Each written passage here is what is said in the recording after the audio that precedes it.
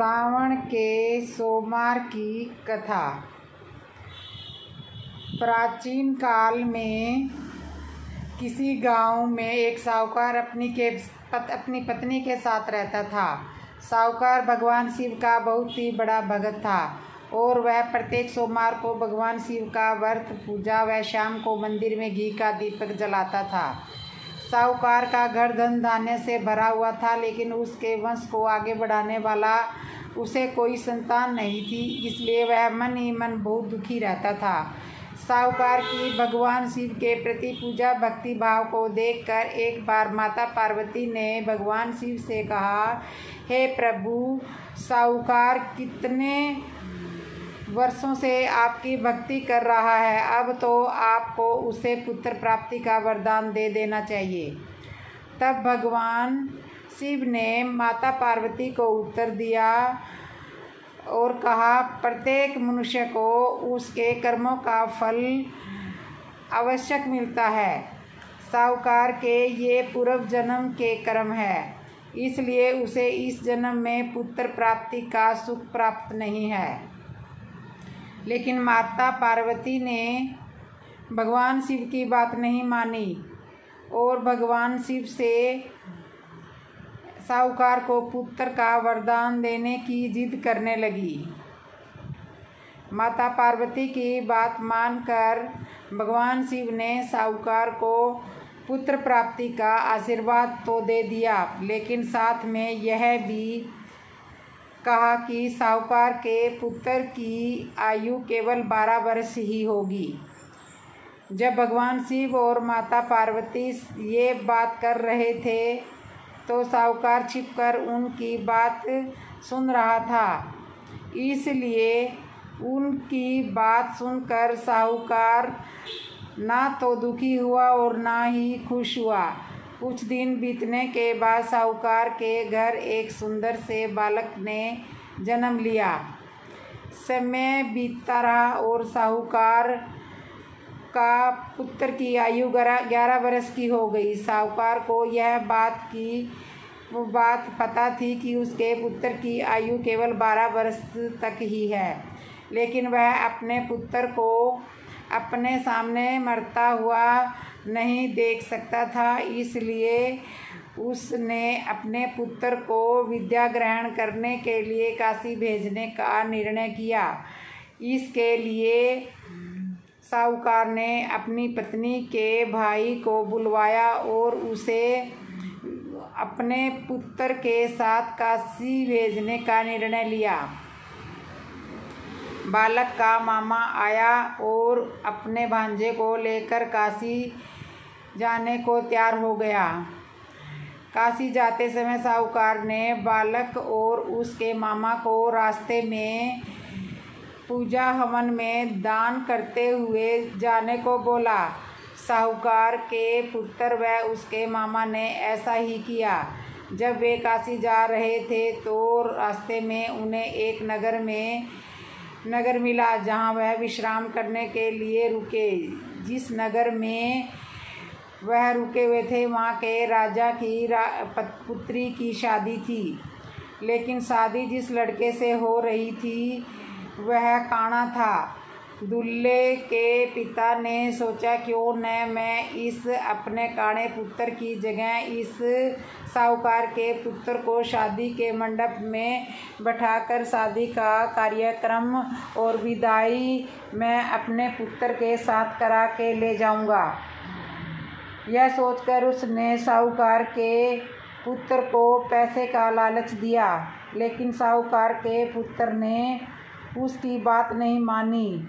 फिर दूल्हे के पिता ने लड़के के मामा को लालच दिया और वह मान गए। वह अपने मामा के कहने पर साहूकार के पुत्र को भी राजा की पुत्री से शादी करनी पड़ी, लेकिन साहूकार के पुत्र ने मंडप में बैठने से पहले इस बात से इनकार कर दिया करते हुए कहा और मौका मिलते ही सारी सच्चाई राजकुमारी के दुपट्टे पर लिख दिया।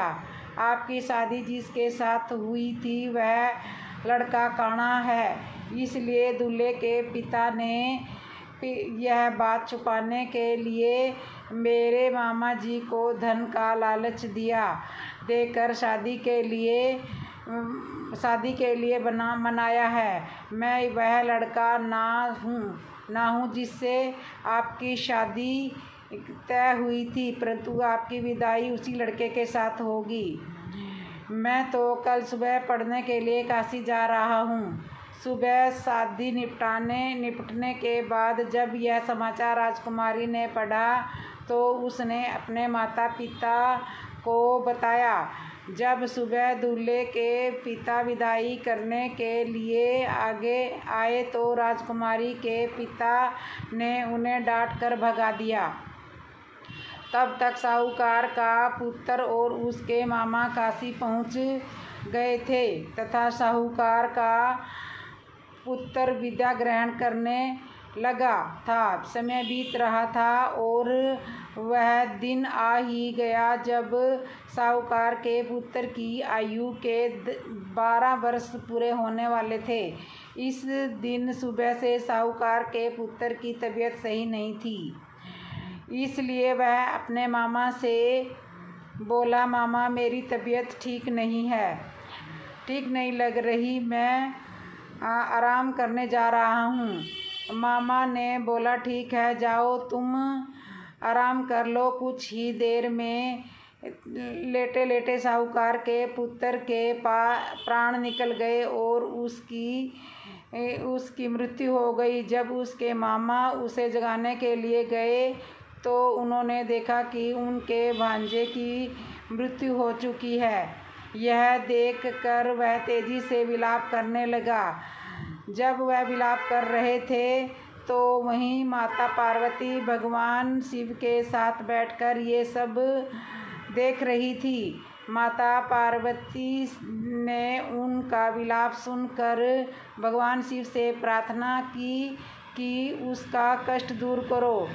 तब भगवान शिव ने माता पार्वती से कहा, पार्वती, यह उसी साहूकार का पुत्र है जिसकी आयु 12 वर्ष तक ही थी, जो आज पूर्ण हो गई है।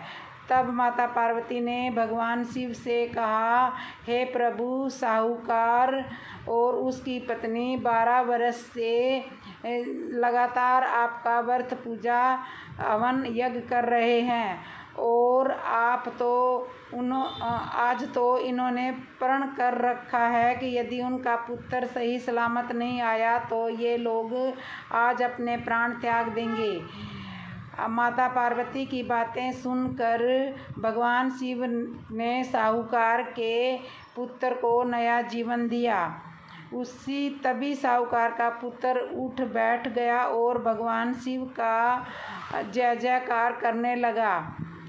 तब मामा भांजे ने विचार किया कि उन्हें काशी आए 1 वर्ष हो गया है और अब इन्हें वापस चलना चाहिए, अपने घर लौट जाना चाहिए। जब वह लौट कर जा रहे थे तो तब रास्ते में फिर से उसी नगर पड़ा जहाँ साहूकार के पुत्र की शादी हुई थी। नगर के सैनिकों ने राजा को साहूकार के पुत्र के नगर में आने की जानकारी दी। राजा ने साहूकार के पुत्र को महल में बुलवा लिया और धूमधाम से उसका स्वागत किया और अपनी पुत्री को उसके पति के साथ प्रेम पूर्वक नगर से विदा कर दिया। जैसे ही साहूकार का पुत्र अपने घर के समीप पहुंचा तो उसके माता पिता अपने पुत्र को जिंदा देखकर खुशी से नाचने लगे और भगवान शिव का गुणगान करने लगे। साहूकार और उसकी पत्नी ने अपने पुत्र वधू का भी जोरों शोरों से स्वागत किया।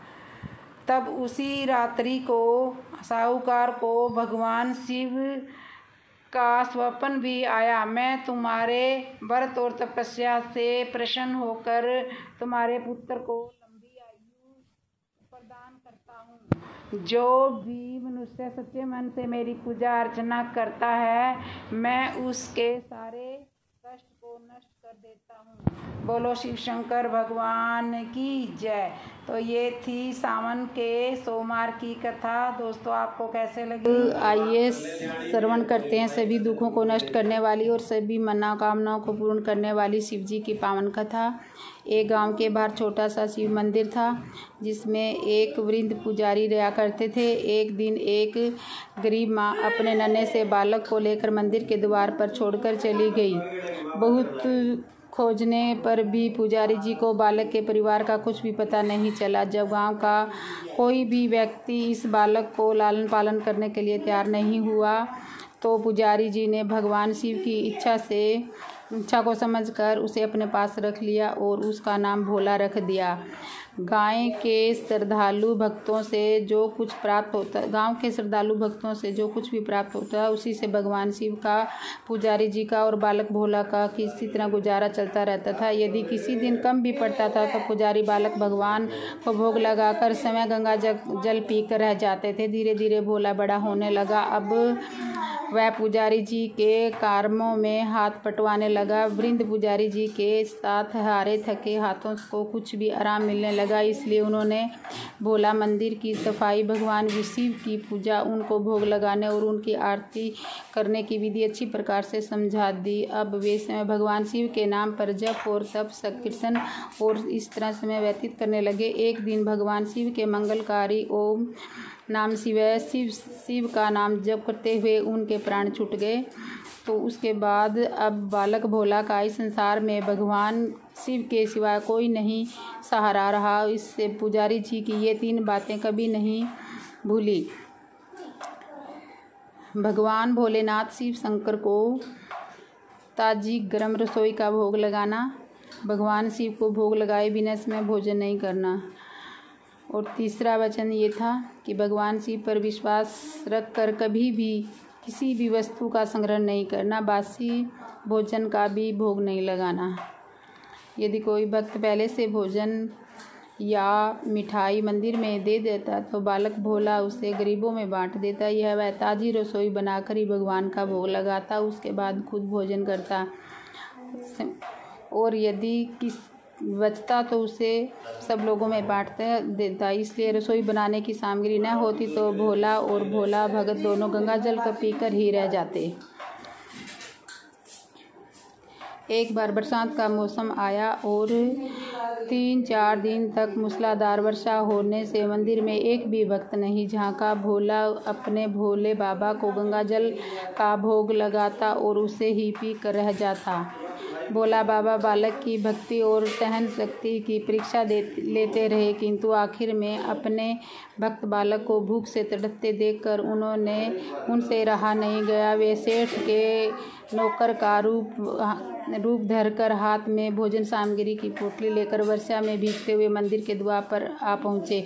उन्होंने आवाज़ लगाई, भोला को बुलाया और उसके हाथ में पोटली देते हुए बोले, सेठ जी ने ये सीधा भेजा है, इससे रसोई बनाओ, भोग लगाओ और खुद भी खाओ और प्रसाद भी ग्रहण करो। मैं कल फिर आऊँगा। भोला भगत ने आशीर्वाद देकर उसे विदा किया और सूखी गीली लकड़ियों के धुएं में गर्म रसोई बनाकर भोले बाबा को भोग लगाया। पूरे बरसात के मौसम में भोले बाबा नौकर के भेष में भोला भगत को सीधा देने आते और समय भी गर्मा गर्म रसोई का भोग लगाते और भोला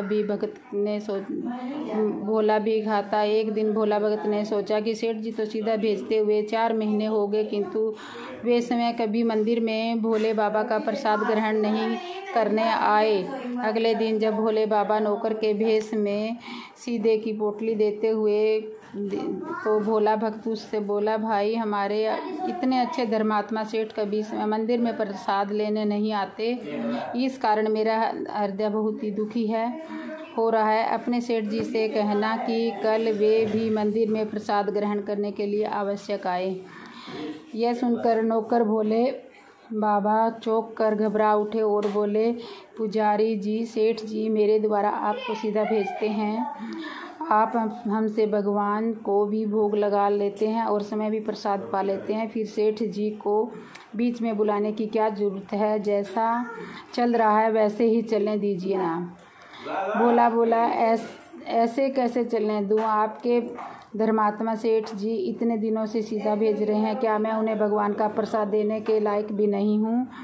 मैं किसी का उधार खाने वाला नहीं हूँ। अपने सेठ से कह देना कि यदि कल भोले का प्रसाद ग्रहण करने न पधारे तो मैं उनका सीधा नहीं स्वीकार करूँगा और आगे से उनका सीधा लेना बंद कर दूँगा। नौकर बने भोलेनाथ बाबा को अपने भोले भगत की अकड़ देखकर कांप उठे और यह सोचकर मन ही मन हंसे कि वाह, आज तो मैंने लेने वाला ही देने वाले पर धौंस दिखा रहा है। लेकिन सरल हृदय भक्त के मनोभाव पर रीझ कर वे बोले, ठीक है पुजारी जी, कल से हमारे सेठ जी मंदिर में प्रसाद ग्रहण करने के लिए जरूर आएंगे।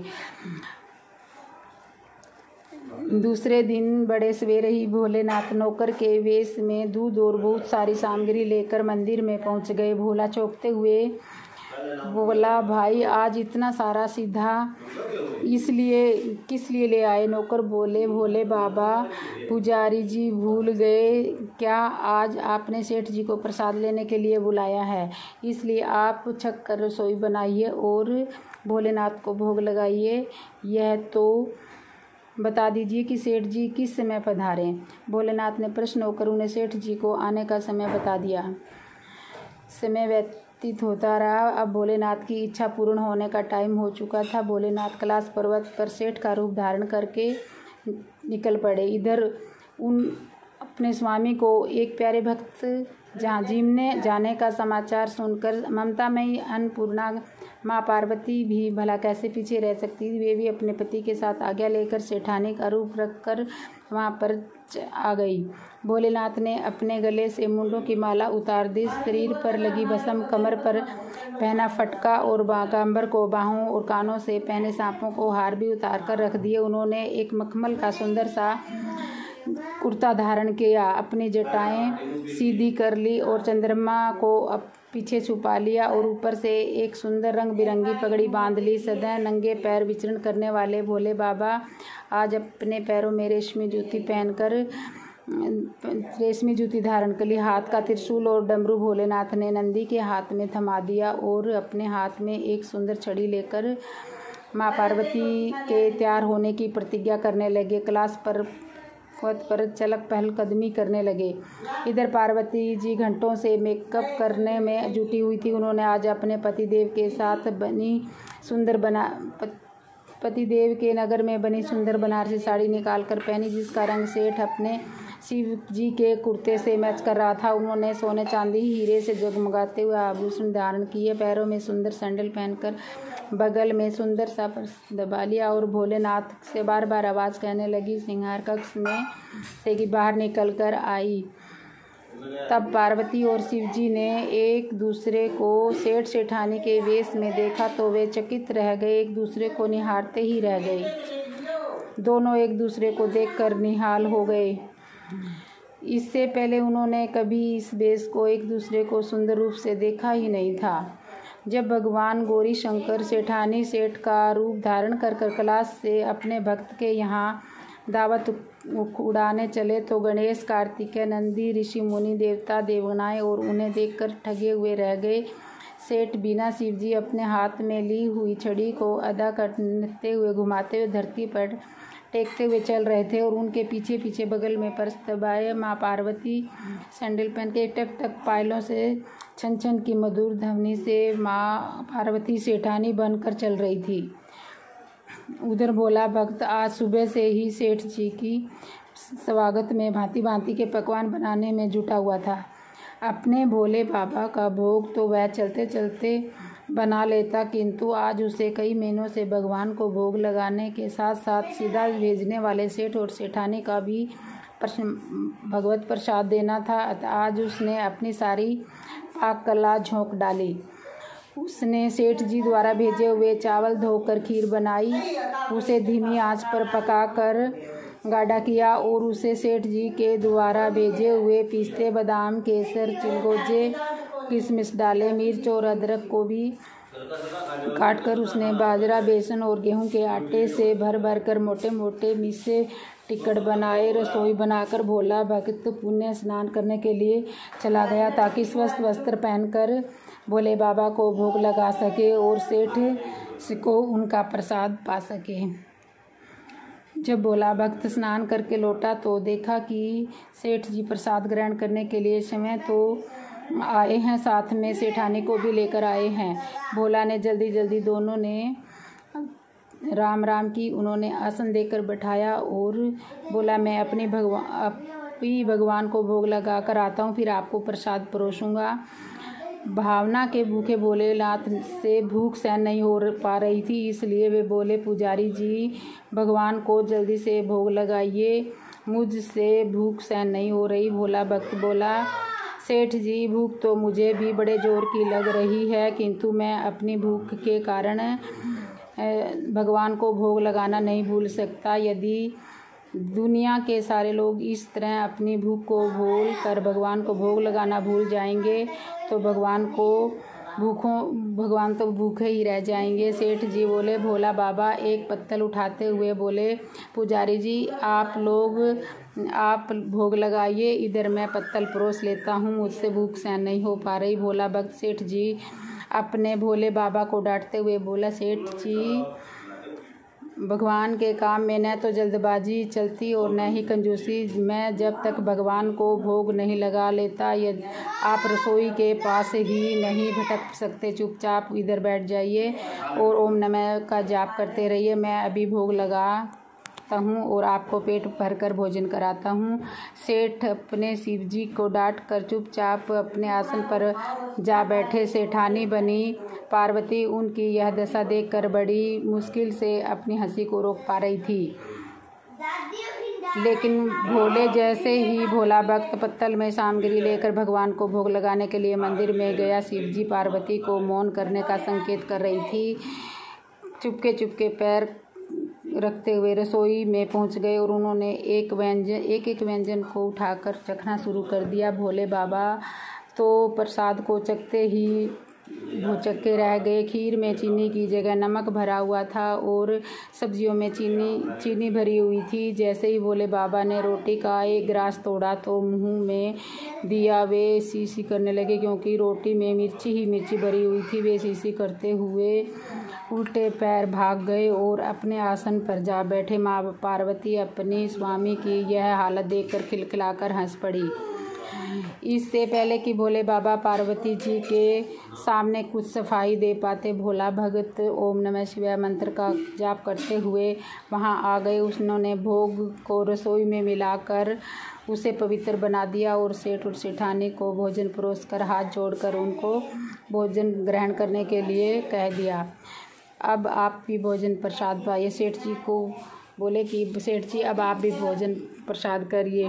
भोले बाबा तो अभी अभी भक्ति से जोर उनके हाथ से बनी हुई रसोई चख चुके थे, अतः जीवने की कोई बात सुनकर उनके पसीने छूटने लगे। कभी वे भोले बाबा को कभी पार्वती का मुख देखने लगे। भोले बाबा तो सेठ जी की ढील बर्दाश्त नहीं हुई और बोले, सेठ जी अब क्या हो गया आपको? अभी अभी तो इतनी ज़ोर से भूख लग रही थी खाने के लिए, आप इतने उतावले हो रहे थे, अब क्यों नहीं जीमते? क्या आप जीमोगे तभी तो माता जी भी प्रसाद ग्रहण करेगी, तो मैं भी फिर प्रसाद ग्रहण करूँगा। भोला की ललकार सुनकर भोले बाबा ने चुपचाप खीर का कुल्हड़ उठाया और सारी नमकीन खीर गटागट पी ली। कुल्हड़ खाली होने की देर ही थी कि भोला उसे झट से भर दिया। अपने प्रिय भक्त के हाथों परोसे हुए भोग में भगवान को आज दुगुना स्वाद देते हुए भोला पर प्रसाद होता है। भोले बाबा पीते रह गए। जगमगाती पार्वती भक्त और दोनों के प्रेम को देखकर मंदमस्त होती रही। अब सारी रसोई समाप्त हो गई। भगवान ने एक जोर की डकार ली। भोला को होश आया और बोला, वाह सेठ जी वाह, मैं बहुत ही बावला था जो इतनी थोड़ी सी रसोई बनाई। मुझे पता नहीं था कि आपको प्रसाद ग्रहण करने का इतना शौक़ है और मैं भी ज़्यादा रसोई बना लेता। भोले बाबा अपने पेट पर हाथ फेरते हुए बोले। सेठानी बन्नी पार्वती की ओर मुस्कुराकर देखते हुए बोले, पुजारी जी, मैं इतना सोच भोजन कहाँ खाता हूँ, किंतु आज प्रसाद इतना स्वादिष्ट बना था कि अपने पर बस ही नहीं कर सका और खाता ही चला गया। किंतु तभी भोला भक्त रुझाया होकर बोला, सेठ जी, यह तो आपने ठीक किया, लेकिन माता जी तो भूखी ही रह गई। ममतामयी पार्वती माँ से बोला। माँ का रुझाया मुख देखा ही नहीं गया। उन्होंने बची हुई खीर की 4 चमचे अपने कंठ में टपका ली। भोले बाबा सारा भोग लगाने से प्रसाद में अद्भुत अलौकिक प्रसाद भर गया। ऐसी सुगंध और मीठी खीर चखकर जगजननी अखंड तृप्त हो गई और उनके तृप्त होते ही सृष्टि का प्रत्येक प्राणी भी सृष्ट हो गया। भोला भक्त बोला, सेठ जी, आपने और सेठानी ने प्रसाद ग्रहण कर लिया, इससे मुझे बहुत खुशी हुई है। समझ लिए आज कि आप दोनों द्वारा प्रसाद ग्रहण करने से मेरा भी पेट भर गया। मेरी तो वैसे भी महीनों से 4 एकादशी व्रत हो जाता है, किंतु मैं एक दाना तो ले ही लेता हूँ, जिससे कि भोले बाबा के प्रसाद का अनादर न हो। यह कहकर वह जैसे ही भोला ने खीर के पात्र में लगा चावल का एक दाना उठाकर अपने कंठ में अपनी जीभ पर जन्म जन्मांतर की भूख को मिटा गई और समस्त वासनाओं और इच्छाओं की तृप्ति हो गई। इसके ज्ञान के नेत्र खुल गए और उसने देखा कि उसके सम्मुख त्रिलोकीनाथ भगवान शंकर और माता पार्वती आशीर्वाद की मुद्रा में मुस्कुराते हुए खड़े हैं। भोला दौड़कर उनके चरणों में लौटता गया और उन्हीं में समा गया। तो ये थी भोले बाबा की कथा।